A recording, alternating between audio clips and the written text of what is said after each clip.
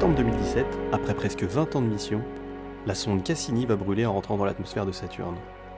Cassini est une mission qui a été lancée en 1997 par la NASA et l'ESA et qui avait pour but d'étudier Saturne et ses satellites. La mission est composée de deux sondes, Cassini, le vaisseau mère, et Huygens, qui est le lander qui se posera sur Titan. Je vous invite à regarder le documentaire Destination Titan, que je vous mets dans la description et qui retrace toute la mission depuis la création des modules jusqu'à son arrivée sur Saturne. Pour rejoindre Saturne, Cassini va utiliser une technique assez particulière qui s'appelle l'assistance gravitationnelle, autrement appelé l'effet de fronde ou le slingshot en anglais. Concrètement, ça permet de gagner de la vitesse sans consommer de carburant. Alors c'est vraiment très intéressant puisque ça permet de réduire la taille de la sonde, puisqu'elle a besoin d'emporter moins d'ergols pour se rendre à destination. Le seul problème de cette technique, c'est qu'il faut attendre l'alignement parfait des planètes pour atteindre notre cible. La fenêtre de lancement établie est entre le 6 octobre et le 15 novembre 1997, et c'est finalement la date du 15 octobre 1997 qui est retenue. Le lancement donc s'effectuera à Cap Canaveral par la fusée Titan, qui est le lanceur le plus puissant disponible à l'époque.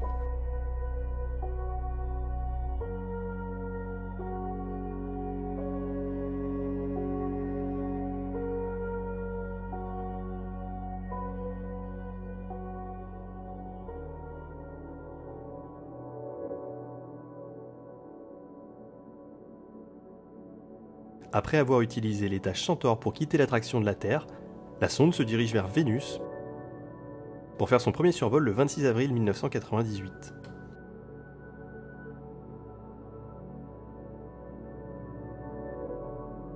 Ce survol lui permet donc de gagner de la vitesse et d'augmenter l'apogée de son orbite. Le deuxième survol a lieu le 24 juin 1999 et là encore pour gagner un petit peu de vitesse. Après ce survol, la sonde est propulsée en direction de la Terre, qui va servir de tremplin de lancement une fois de plus, pour continuer son chemin.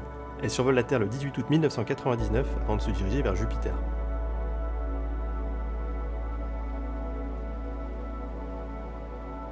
Un an plus tard, le 30 décembre 2000, la sonde passe à proximité de Jupiter, en profite pour prendre des images, avant de se diriger vers Saturne.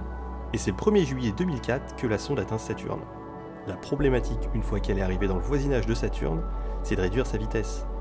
Puisqu'avec sa vitesse actuelle, elle va passer à proximité de Saturne et continuer jusqu'aux confins du système solaire. Il va donc falloir allumer les moteurs une première fois pour se faire capturer par l'attraction de Saturne, et ensuite, en plusieurs orbites, on va continuer de burner du fuel pour réduire l'apogée. Une fois en orbite autour de Saturne, la sonde va pouvoir commencer sa mission d'exploration. Fin 2004, la sonde va se diriger vers Titan et s'y mettre en orbite pour faire quelques survols. L'objectif est là de repérer la zone avant de larguer l'atterrisseur Huygens. Le 16 décembre, Cassini se met sur une trajectoire d'interception avec Titan pour pouvoir larguer Huygens. C'est fin décembre que Huygens se sépare de Cassini, le vaisseau mère, pour se diriger vers Titan. Son seul moyen pour réduire sa vitesse, ça va être son parachute et son bouclier thermique. Autre particularité, il n'est pourvu que d'une batterie qui va lui permettre de durer approximativement 3 heures, dont 2 heures de descente sous parachute et 1 heure au niveau du sol. Pendant la descente, il a pris une multitude d'images qu'il nous a retransmis par le biais de Cassini.